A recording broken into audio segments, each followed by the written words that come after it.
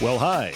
Today is Friday, November 15th, 2024, and it is time for another episode of Morning Coffee. I had a wonderful evening last night at the AIM Tech Awards with the AIM Institute. That took place over in Omaha, and congratulations to all of the award winners, and also thank you very much to the AIM Institute for asking me to come out and be a part of it. A special thank you to Jamie Bush for inviting us out. Had a wonderful time. And just thank you for thinking of us to come out and be a witness to every thing that was going on and all the wonderful things that were happening there. We have a very, very busy show today. We have a couple of guests. Kelsie with Sprout Marketing Solutions going to be on shortly. And also we're going to get a college football preview. You're going to want to stick around for that. Travis with Air Serv Heating and Air Conditioning and Waldstein Plumbing. He's going to be on later on in the show. So a little bit longer today, but I think it's going to be worth it. And hopefully you can keep fairly entertained.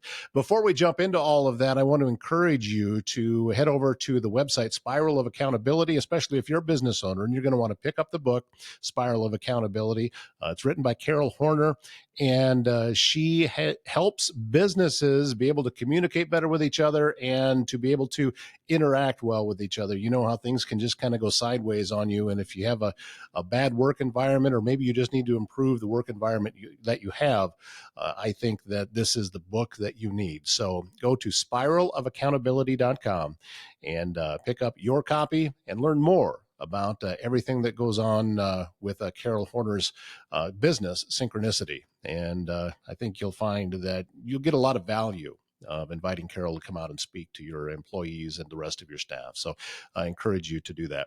Also, we'll want to say a big thank you once again to Foxco Fabrication for all of the support that Rick and his team have given us since we've started this little project. And go to foxcofab.com. If you're in the market for purchasing mugs or cups, you can get them personalized with etching in any way that you want. All you have to do is use the code COFFEE10 and you get an extra 10% off. Who doesn't want free money? So I go to foxcofab.com, take a look at all of the different things that Foxco Fabrication can do. And there's something going to be very visible coming up soon, be out on Broadway in Council Bluffs. And we're going to be filling you in more on that in the coming days.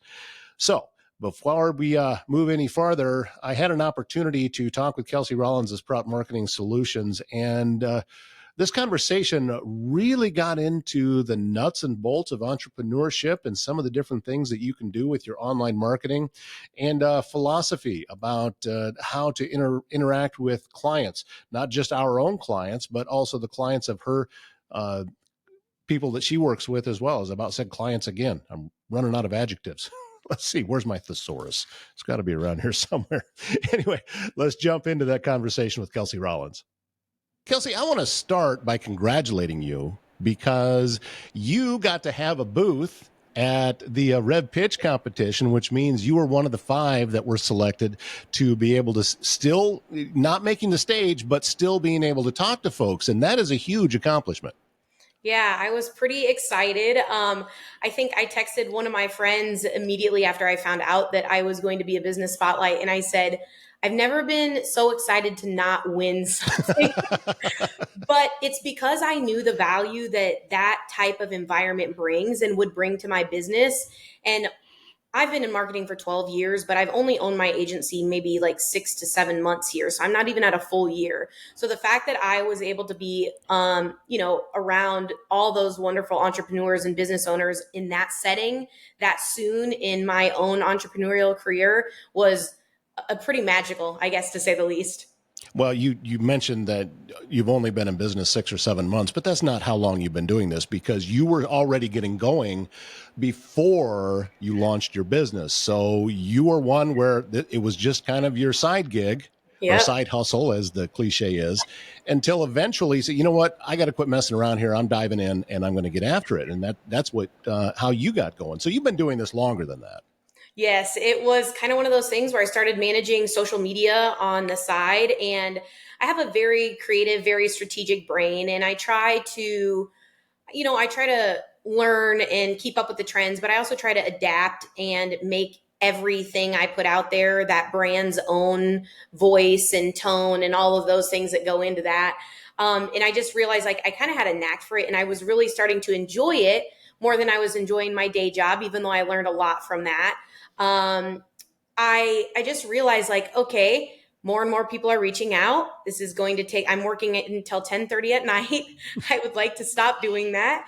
And it just kind of grew. And then people started asking me for more. Kelsie, can you do websites? Can you do this? Can you run ad campaigns for us? And I'm like, yes, I can, but not while I'm doing my full-time job. So I kind of had to sit down, and then it was that moment of fear, complete fear of, Oh, yeah. what do I do? Do I make this jump and be happy and lean into something that I can really make my own and be passionate about what I'm doing? Or do I worry about the paycheck, and do I stay where I'm at and just kind of like keep on whatever path that was going to take me? And inevitably, I talked with my husband, of course. My family is a huge support to me. And I decided that it was time to kind of make the leap. You ramped up pretty fast because you are no longer by yourself. You have staff. I mean, I saw there was a bunch of people there around your booth last week at the Rev Pitch competition. Yeah, it was pretty awesome. That's one of the most rewarding things I think of like being an entrepreneur is I started this for me to have my own career. And in this time frame, I've been able to expand, and I've got 3 people core on my team, and then 3 or 4 contractors that I work with pretty regularly that I've developed a really strong relationship with. Kyle Rainey is one of those. He's awesome videographer. Tracy True Photography. She's my brand photographer. So it's just been amazing to have the opportunity to give other people the opportunity to do something that they want to do and partner with me in my growing business. It's pretty cool. I think you also know, as most successful entrepreneurs know, that this is about building relationships. And I've said it many times on this program, it can't be fake. You have to legitimately be building a relationship, and you're becoming friends with these people, because that is how, when you know someone at that level, you can better serve what it is that they're after. If you're just on the outside of it and just checking boxes, you can't be as successful as you can. And plus, in my own opinion, it's a lot more rewarding that way. I agree. A lot of my clients have become my friends. We share a lot. I am big collaboration over competition. I try to get all the businesses that work with me to continue to work together. Anyone who knows me, I hope that they would tell you that I am just like pro entrepreneurial, pro small business, pro local commerce. Like those are the things I care about. And those are the things I try to cultivate. And you can't do that. You have to do that very organically. I think it's something that has to be instilled in you, that you care about, and it has to be at the top of your priority list. And like you said, if me doing those things, it has allowed me to better connect and network with all these businesses. And I think I hear 9 times out of 10, whether people utilize my services or not, after we meet, they immediately feel the passion and the love I have for what I'm doing. And I want them to feel that same thing, because I'm acting on behalf of them, their business, their dreams, their goals, their brand, their baby. And I want them to feel that I care just as much about theirs as I do about my own. To me, that's the exact right type of attitude to be able to go into this. I know for me personally that as I continue down this journey, it never seems to end up on the path where I thought that it was going to go. And like this particular show, a year ago, I wasn't thinking about doing this, but now this has kind of become the centerpiece of everything that it is that I'm doing. Has there been any changes along this path that you've been on it so far that you can say, okay, I really wasn't expecting this, but I can see a definite opportunity here and we're walking this path? Yeah. I want to first touch on your growth. I remember having a conversation with you not too long ago of you telling me, Kelsie, here's what I want to do. Here's what my future goals are. And I had zero doubt in my mind that this was going to be successful and the right path for you. I have loved having the opportunity to continue to connect with you and watch you grow, and then have this platform that you can offer other businesses. It's an honor to like be on this podcast and do this. This is the first one I've ever done. Well, that's a very high compliment. Thank you. It's got to be with Todd. I'm like, it can't be with anyone else. It's got to be with Todd. But yeah, just like your story, it's the same for me. I would I would be lying if I didn't say almost everything that has happened has been kind of like, oh, I didn't think it was going to go this way. We learn, we pivot, we grow. I knew I wanted to have my own little marketing business, but as far as having the amount of clients I have and the team that I have and the services that I'm able to offer those clients, it has really grown and expanded as I found more people who complement what I know and what I do. Having those differentiating opinions and collaboration within my team and leveraging and tapping into their brain and how things that they're better at or more equipped for, it's just led to an expansion that I didn't think was possible. And here I am looking into getting into the Des Moines market and expanding there, so it's super exciting. Do you have anyone in your life, whether in person or maybe just digitally, that you look to as a bit of a mentor and that you can gain inspiration from? I know for me, I've got actual people that I know that I can have, actually shake their hands. Other people that I only am aware of online, but still they inspire me to see what they're doing. So do you have anyone in your life like that? I would say from like a personal standpoint, if I can make through this without crying, it would definitely like my dad, my parents together. My dad owned his own business for 30 years, ever since I was little. He was a master electrician. You'd think I know more about electrical, but I don't, and I did not choose that path. But just seeing him and what he was able to grow and cultivate, like it obviously runs in our family, right? There's something there. My mom always being there to support and cheer me on, whether she thought it was a good idea or a bad one. Leaving a Fortune 500 company to start your own business is a humongous risk. And while everybody was nervous, of course, what came out on the forefront was continuing encouragement and support. And you have to have that as an entrepreneur. I'm sure everyone has that at the base of their story.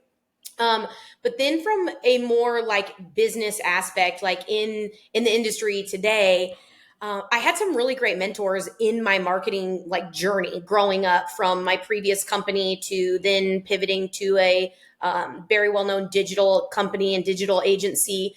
And honestly, those people that were my managers that like encouraged me to continue to learn more and do more and expand, have been great.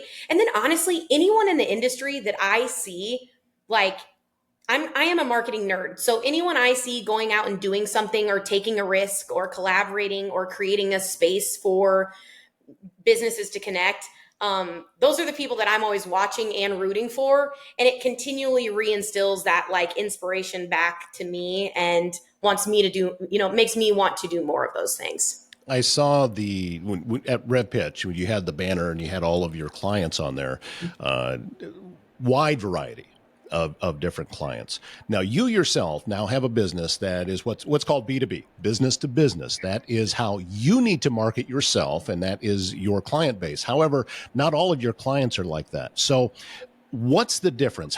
Is there a huge difference in marketing strategies from going business to say just business to customer, or however? I'm not sure what the term is because I'm You're a right. B2B. So that's what Yeah. it, so what's the, yeah. So what, is there a huge difference in how you need to approach this for your clients? Yes. B2B is completely different than B2C. And I honestly would argue that B2B is a harder. It is definitely a little Well, bit more yeah. difficult. Yeah. Well, that's true because we're all, listen, I'm also in sales. You're in Yes. sales, and in other businesses, they're in sales. So it's like they're automatically skeptical anytime that I Yes. talk to them. And you need to be able to come down and get through that barrier, because some of my hardest sales, and I mean, I've got people that there's no chance I'm ever going to have because they are just so skeptical. And I've actually had the conversation with them. Look, you're in sales, you know, Yeah. you know what this is, but it's a huge hurdle to overcome in this particular industry. It really is. And I think variety comes from the fact that every marketing strategy is unique and different. Whether I do B2B or B2C, I'm never copying and pasting. I am learning about your brand. I'm educating myself so that if I had to go be a salesperson on your team, I could do the job.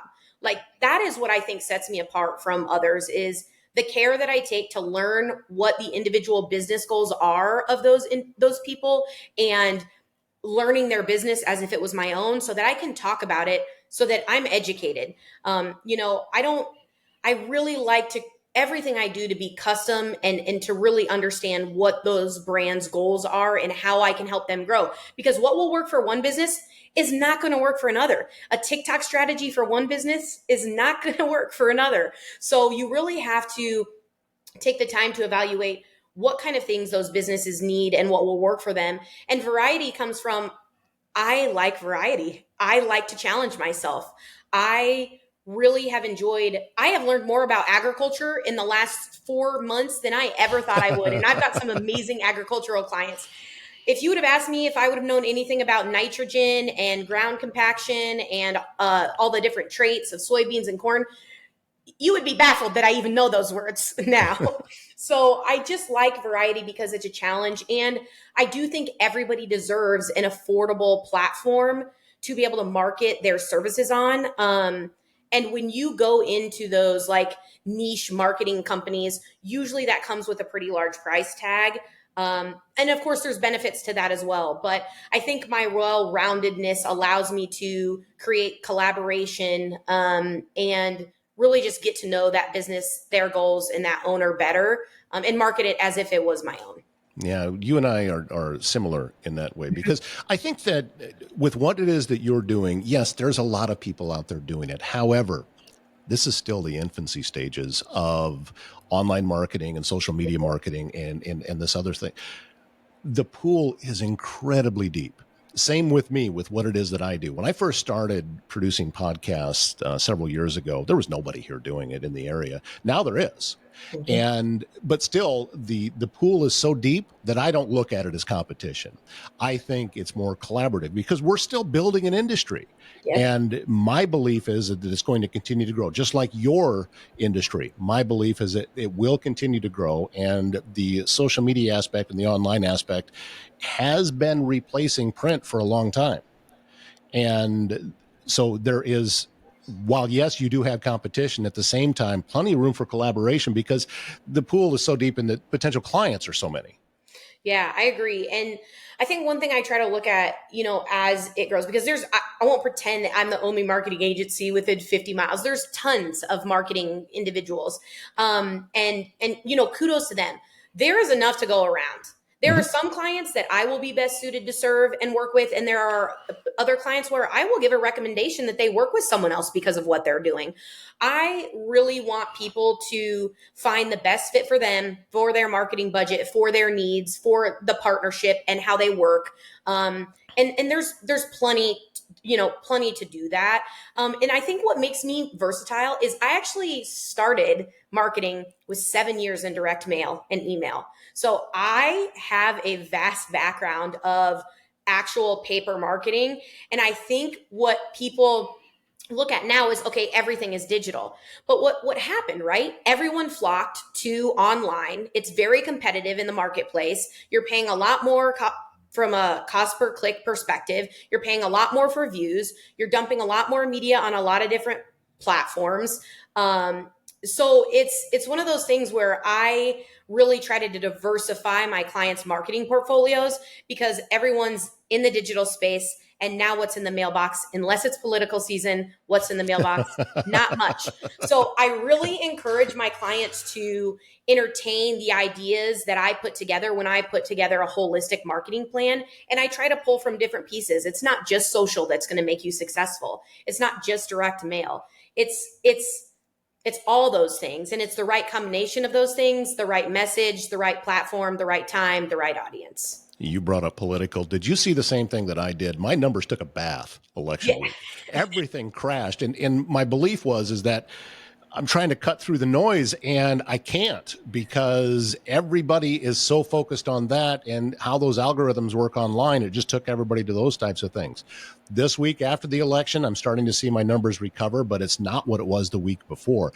Did you see the same kind of thing with what it is that you're doing? Oh, absolutely. Political season is, in order to break through political season, you have to do something pretty groundbreaking. And it has to be something that's either very political, which a lot of my clients I don't recommend because it's all about brand standards and what you believe in as a brand. And if politics is not a brand pillar of yours, I don't think it should be something that you're regularly talking about on social, or, out in the world.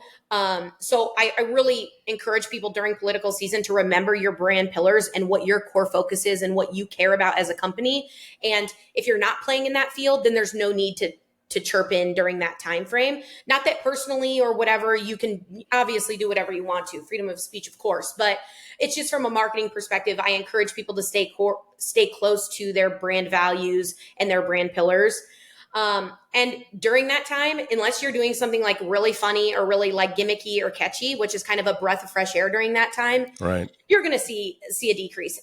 And I actually would encourage people during those time frames to pull back on your marketing spend budget. If you're doing any paid ad or paid promotions or anything anywhere, pull back, save that money and dump it into holiday season. Get the jump start on holiday, because then you're going to run into the same thing as we come into Black Friday and Pink Friday and Cyber Monday and every other, retail holiday. We're going to run into the same thing. All these big companies are taking all their millions of marketing dollars and just dumping it. So you have to do something that's different to be seen and to get noticed. And you have to spend and diversify your marketing dollars wisely. I'm trying to return to a philosophy that existed 50 years ago, where I'm of the Johnny Carson mentality. I just don't swim in that pool because I don't like, personally, I don't like the divisiveness of it. And it just kind of automatically cuts your audience in half. Yeah. Now, the hard part about it is that it works for getting clicks. And even though you're taking signs like that, you look at some of the more popular podcasters that are out there, we're all in it and they were all talking about it. Yeah. And I never did, and I never will, because I don't want to, that's not something that fits who I am. And it's going to come across as fake. And you and I have talked about this before. You need to stay authentic, as authentic to you as who you are, because if you try to play something that isn't you, people can sniff that out. Even if they don't know specifically what it is that's making them uncomfortable, something will be, and that will turn them away, even on a subconscious level. Absolutely. Brand authenticity leads to brand trust, and consumers are shopping with brands they trust, and they are working with people and brands they trust. They want to know the person behind the company, the story behind the brand.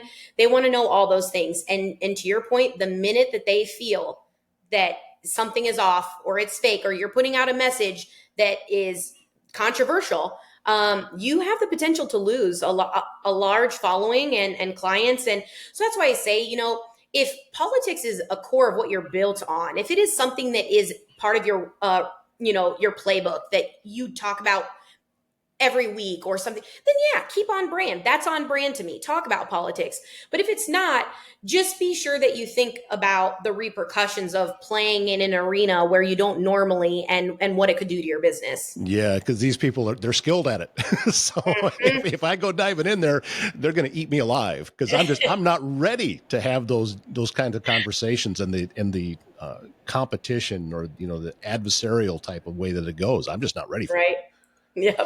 What kind of feedback have you been getting from your clients? And I'm sure that because, for me, it's always good to be able to hear that kind of thing. But at the same time, I feel a little funny asking for it. So I just kind of wait for, it happened organically. But what have you been hearing back from the folks you've already been working with? Oh, my goodness. A lot of positive and some constructive. I have gotten a lot of constructive criticism from some of my clients who I'm very close with. And I have opened the door for that. And I've asked them to push me and be a little harsh and be a little scrupulous with the feedback they're giving me, because I'm not going to get to the level I want to get to with all the nice things always, right? Nice things are good to hear. It makes me feel validated. It makes me proud of my team and what I've done. And it makes me feel good to know that they feel good. But at the end of the day, I really hear all that constructive feedback that has continually helped me to find a new platform, find a better way to communicate with them, find a new way to do this and that and the other thing to make the process smoother, more efficient. And those comments have really helped me drastically. But I'd be remiss if I didn't say how absolutely amazing it feels when my clients call me and say, Kelsie, I can't believe you've done what you've done for me. In my first year of business, I am hitting 6 figures, and I didn't think that was going to be possible. the amount of people that have said something about noticing our brand or our logo, or that we did this or that we were involved with this, has been amazing. I now work with 3 or 4 new wholesalers because of the advice you've given me and how to push myself in that direction and achieve my business goals of being in more places. One of the best comments. So Breezy from Breezy's Bakery was also a Rev Pitch finalist this year. Yeah. Yeah. We actually went to grade school together. I've known her since we were 7. So it was so cool to see her on that stage. And I know that regardless of the results of that competition, she will continue to grow and she will do great things for the community and surrounding area. And I'm very excited for her. But she messaged me on Facebook the other day and she said, Kelsie, I'm sitting at a seminar with 200 people. And it is a food seminar, like farm to table type of seminar. I believe it was something the chamber may have put on.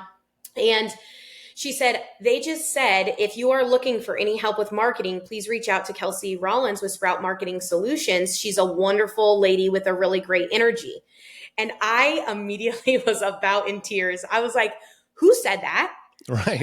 How did this happen? How am I in that sector of people talking about my business in that way? And it was one of the most rewarding things that I have heard. And then the next day I get a call from someone else who says, Kelsie, I went and met with so-and-so and they were just singing your praises. And I was like, thank you. It means so much to me. And it really is like a very validating moment that this is why I chose to do what I do, to help other people grow, to grow myself, and to do something I love that makes me happy and those around me happy.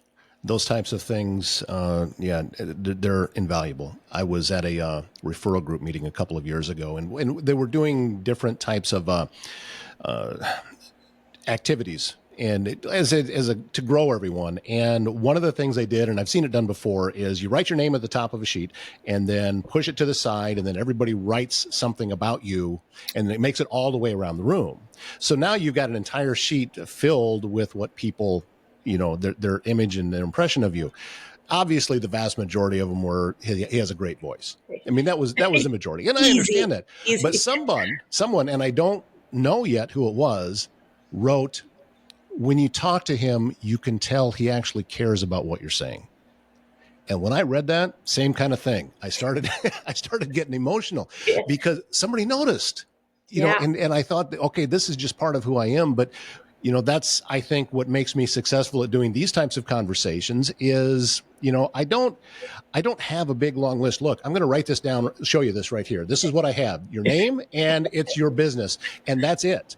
I don't write down a big long list of questions to have a conversation about, because then it just starts turning into a checklist. So for someone to see that about me and recognize that about me, and the same with what you just said, for someone to see something that's part of who you are and then compliment on it, it is such a lift, and that you're on the right path. I agree. It's really neat. And I think that's why I've been drawn to you too, is just the authentic nature that you operate is very close to how I also operate. You'll see me out, and if you ever see me, you'll never see me in high heels. Number one, don't ever expect it. It won't happen. You'll never see me in a pantsuit. You'll often see me with my hair like this because I think better. All the marketing ideas come to me when my hair's up. Right.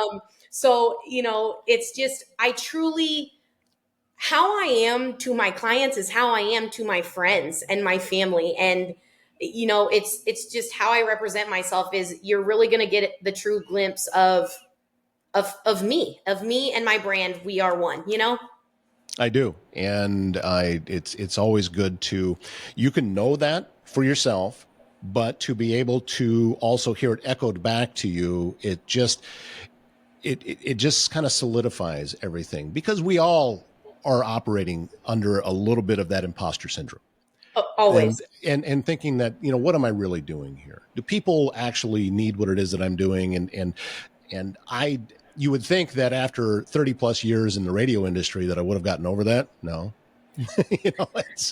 but it's still there. But there's some incredibly successful people that deal with that every day. And so to get that feedback is such a huge boost, and it just kind of cements things in. Okay, we're on the right path here. So by you saying that, it brought up experiences of my own. And yeah, I start to get a little bit emotional with it because this is what we do for a living. But it's still, if you're taking 8 to 10 hours out of your day, you better enjoy what you're doing. I agree. Because if you don't, then that's a huge waste of how you are spending your life. So kudos to you for stepping out. I'm going to jump on my soapbox here again because something I've been working on recently. There's that old saying about, burning your ships. And, Magellan burned his ship so his men would be fully motivated. Well, something occurred to me recently that he didn't burn those ships before he got to shore. Yeah. Yeah. So, because I could name some examples of people that I've seen that burning your ships doesn't mean burning the lifeboats. Right. And if you're not on shore yet, then you still need to protect yourself a little bit. And I've seen this happen recently. And that's where, I still have other options, but this is such a passion of mine and I truly believe that and I say there's a number of people that are creating a new way of doing media, and it's a different delivery method, and the old traditional way isn't necessary anymore. And I'm seeing success in other parts as well. I've got a gentleman up in Okoboji that's been doing it for a long time. I'm going to get him on the program to talk with him. People are going to get tired of hearing me talk about Jamie Grout because I love the guy so much, and the success that he's had over there in Newton, same type of thing. And it's the same thing. 10 years ago, what it is that you're doing didn't exist. At least there might have been a few people just starting to dabble into it, but it's still new, but you recognize something that fit your skill sets. And it didn't matter just how well established this is. You're not trying to build another Walmart. No. You're saying, no, this is something new, and you are creating it as you go. And as you mentioned, finding different paths and being open to those, I think is huge. If you're walking down a path and there's a door there, take a look. Yeah. You're not being distracted by it. Take a look. If it doesn't work, then shut the door and keep walking. Yeah. But because I had to do that just recently, when I don't talk too much about it, but you understand, and that's why I love what it is that you're doing. And I did not know how fast you'd grown. I didn't know the number of clients when I saw that on your on that standing banner there. I was like, holy cow. This is really working. And all of the people that were standing around you that were working on this with you, you're not just changing your life, you're changing others.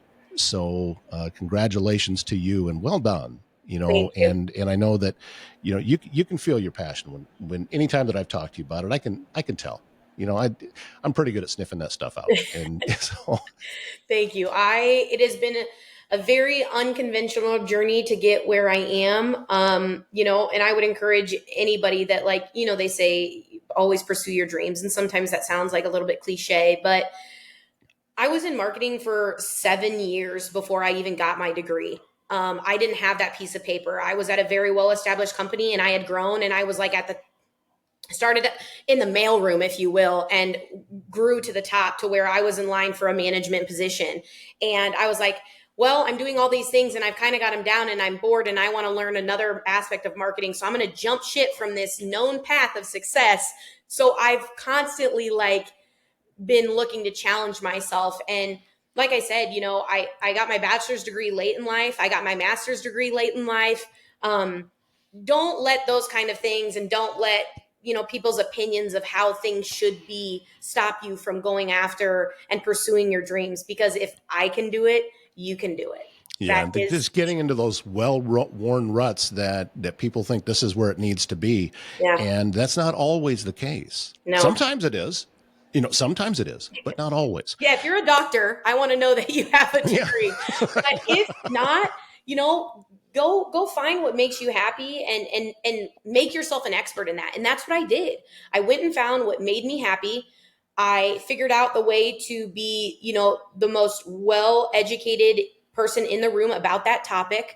But I also open myself and keep the door open for other people who I know that even have years on me so that I can learn and absorb. I always tell my team and everybody else, be a sponge. absorb what you can, learn from others, talk to others, be open to new opportunities, and you will grow and you will flourish. You never know where those things might come from, because as we've been sitting here talking, there is something that's always running in the back of my mind. I mentioned this one other time. My brother sent me a text, and he lives in Georgia, and he said, you really need to pay attention to what you're doing when you're not talking, because you're not remembering that you're on video all the time. And he told me that you're probably too young to remember I don't know if you've ever seen any reruns of the Muppets. Yes, But I do know the Muppets. Okay, there was a character on there that would sit and do the news. He was Sam the Eagle, and he was very stoic, and he sat and looked like a statue. And he said, yeah, you look like Sam the Eagle. Because when I was doing radio, nobody could see me. So for me, the most important thing to remember is to shut up. When someone else is talking, just be quiet. And it didn't matter. So I was sitting there, just very, with a very serious look and listening. Well, I can't do that now. So this is something that's always running in the back of my mind, and hopefully it'll become second nature. That came from my brother. So yeah, you never know where never know insight's going to come from. Yeah, exactly. So again, congratulations on all the success that you've seen so far. Thanks. And I look forward to just being a witness to the journey that you're on. I also look forward to working with you on this platform and continuing on with some of the things that you and I are working on together. So it's going to be exciting.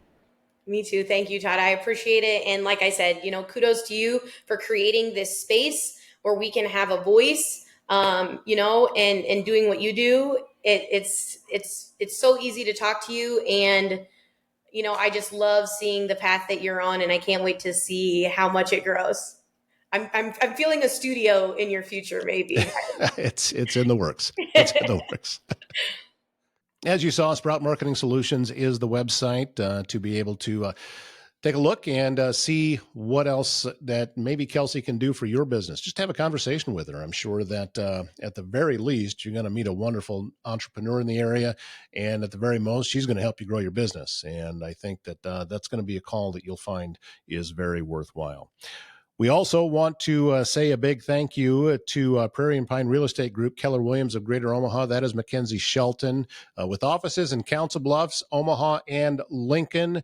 She has her finger on the pulse of everything that's going on in the real estate market and on both sides of the river. So if you're looking at relocating, I can't think of a better person to get a hold of than Mackenzie Shelton and her team at Prairie and Pine Real Estate Group, Keller Williams of Greater Omaha. And also Air Serv Heating and Air Conditioning and Waldstein Plumbing, a big supporter of morning coffee. I talk about it frequently, and the reason I do is because I mean it all the way down to my core, that if integrity matters, then Air Serv Heating and Air Conditioning and Waldstein Plumbing, they're the ones that you need to get a hold of anytime you have something going on with that. And I'm sure that if you got something going on with your furnace, you probably have figured it out by now because things have kind of cooled off. But checkups, something that they do. They've also got some great deals on HVAC systems. So get a hold of Air Serv Heating and Air Conditioning for that, and also Waldstein Plumbing. And speaking of Mr. Travis Waldstein, it's time to talk a little college football. Iowa, Travis, has a bye week, and if there was ever a better time for Iowa to have a bye week, I don't know what it is, because they desperately need it. Well, after the one they had 5 weeks ago, I thought they needed one, and now I'm not. They need more than a bye week. We need a quarterback. We were playing the scout team linebacker, I think, at quarterback, weren't we?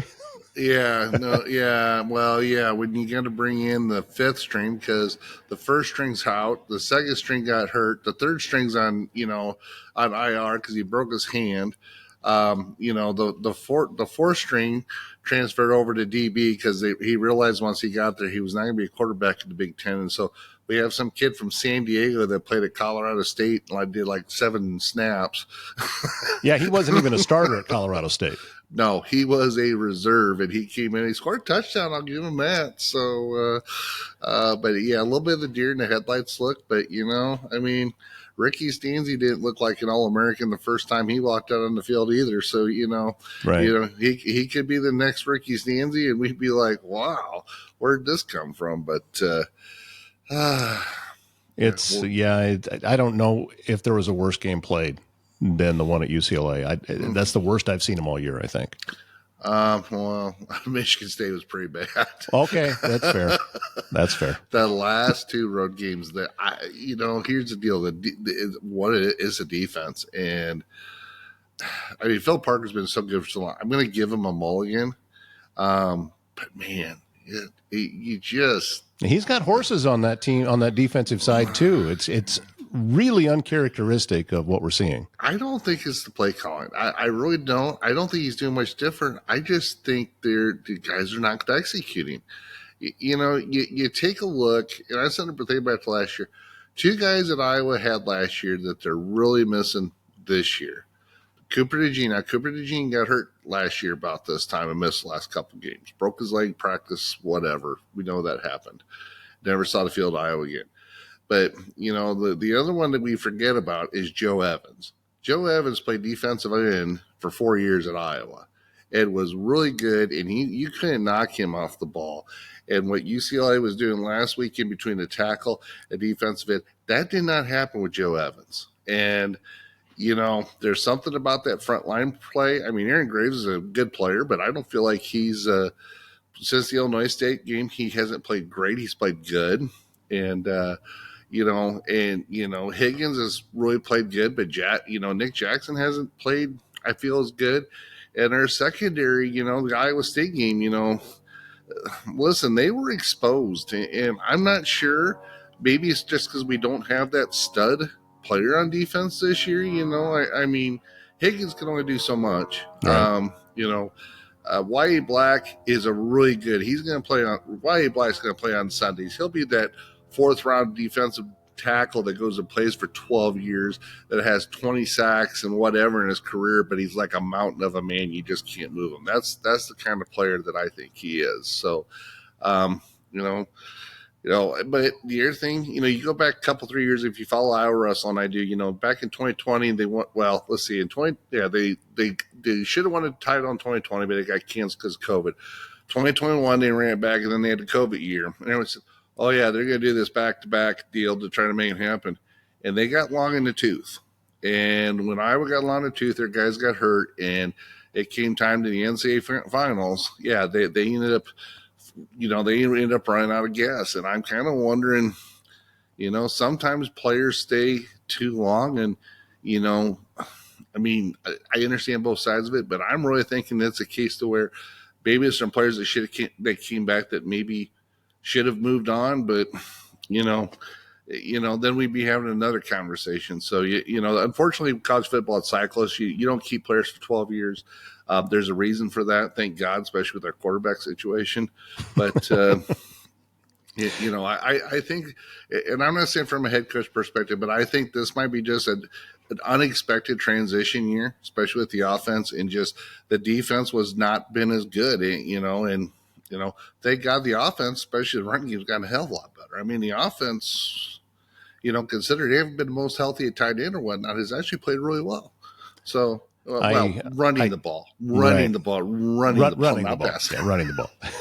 I think at this point, Iowa, with 6 wins, they're bowl eligible. So I think that what they have left most important to play for is to stay out of the Duke's Mayo Bowl and try to get some type of bowl game. Who doesn't want to be lathered up in mayo? I mean, come on.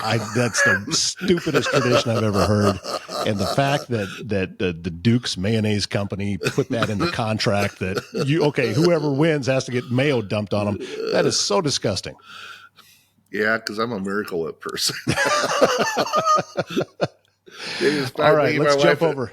Biggest fight me and my wife ever had was about potato salad. My grandma used Miracle Whip, and her grandma used mayonnaise. So yeah, you can get into knockdown dragouts over that kind of thing. Oh yes, you can. All right, Iowa State is also trying to get things stopped, and to be honest, I don't know this Cincinnati team. They both have close losses to Texas Tech, and it's. You never know, I think, what you're going to get out of Cincinnati. Yeah, and that's the problem you don't really get. And, Iowa State has been kind of played on the edges a little bit. I mean, they were 7-0, but listen, they should have lost Central Florida. I mean, I'm not going to say that they should have lost to Iowa. They came back and won that game, but they very easily could have lost to Iowa. Yeah, that And was so, one that field goal was over 50 yards, and it would have been easy for it to. You know, we could have done a shit good or whatever. I'm not gonna do it because Cyclone fans get mad at me. So, but I mean, you kind of look at their wins on the year. Their close wins have been the Central Florida one when they only won that one in the last minute. It's like, wait a minute, this is a team that they should blow out. Mm-hmm. But and the thing is, Iowa State plays. I think they go to BYU yet. Let's see here. I was going to pull up their schedule yet. Yeah, so not BYU, but Iowa State goes to Utah and then gets K State at home. So, you know, that I mean, you know, to me, yeah, there's no gimmies left in there. You know, I mean, at the rate they're going, they're 7-2 right now. So if they beat, I mean, it's conceivable. I said this beginning of the year on another something else I was on. And I said it's impossible that Iowa and Iowa State could have the same record at the end of the year.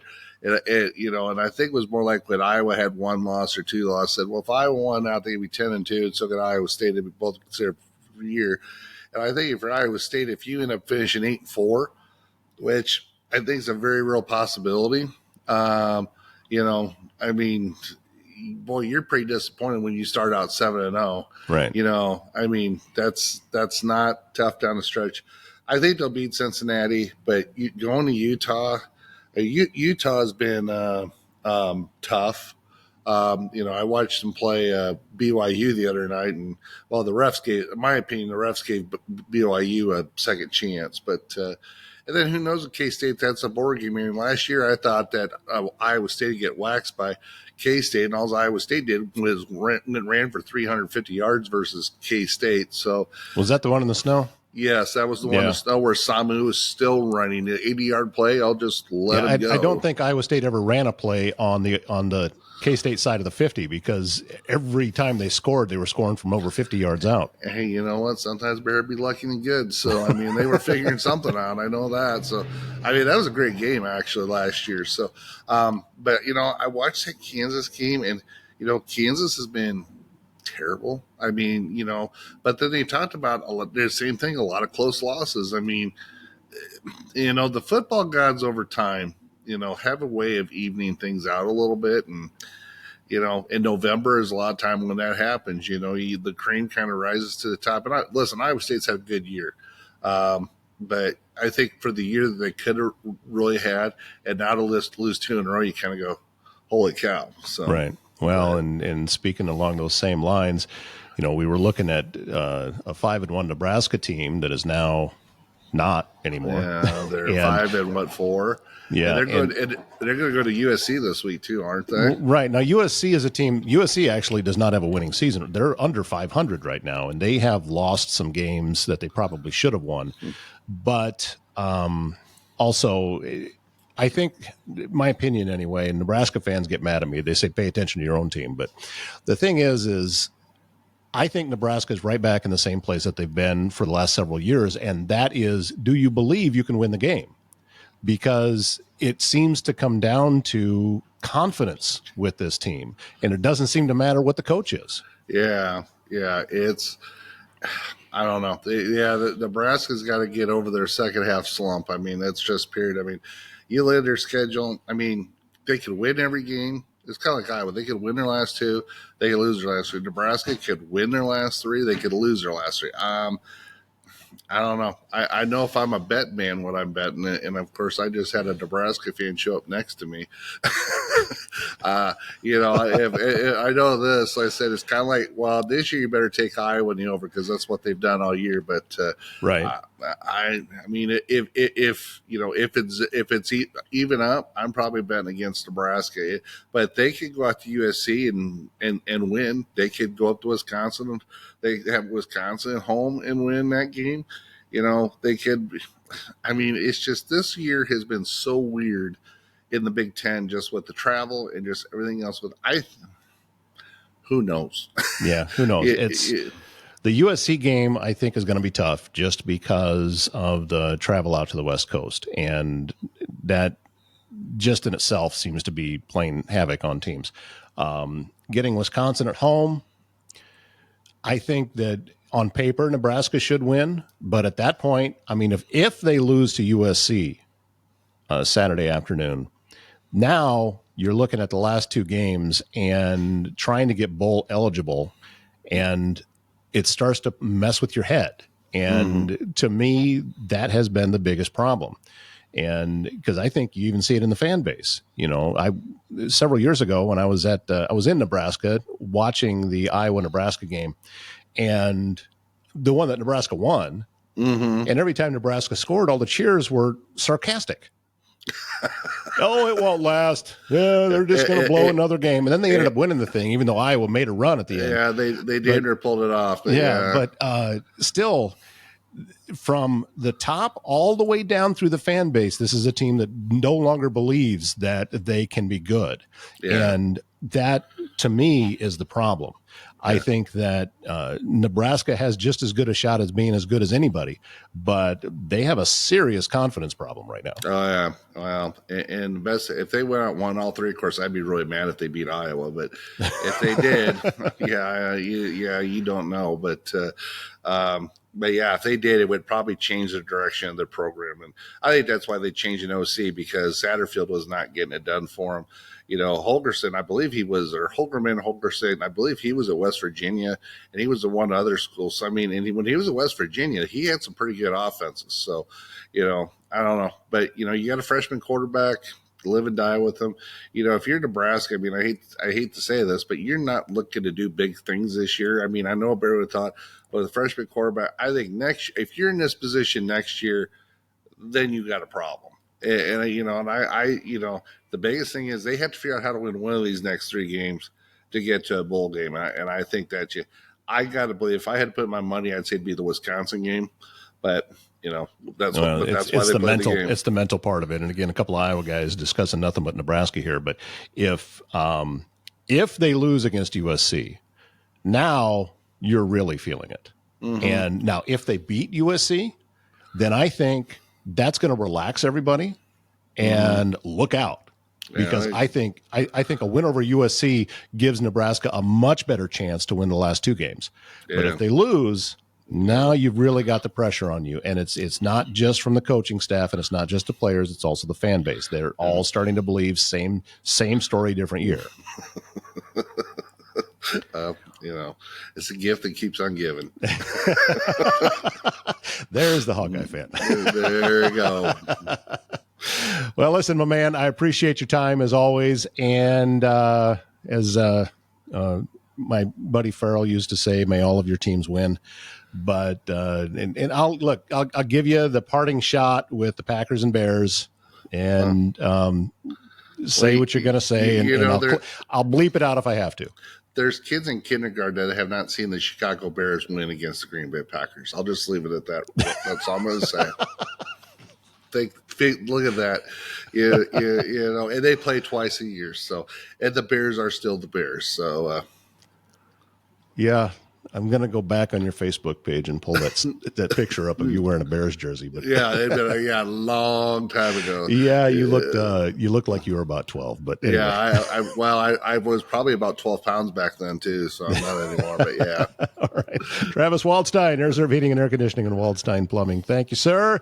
And we'll chat again after we get into the next week. All right, sounds good. I tell you what, as we are a couple of weeks away, during the week before Thanksgiving, I'm going to have a Nebraska fan on the show with me, so we can make sure that we're giving everybody equal time.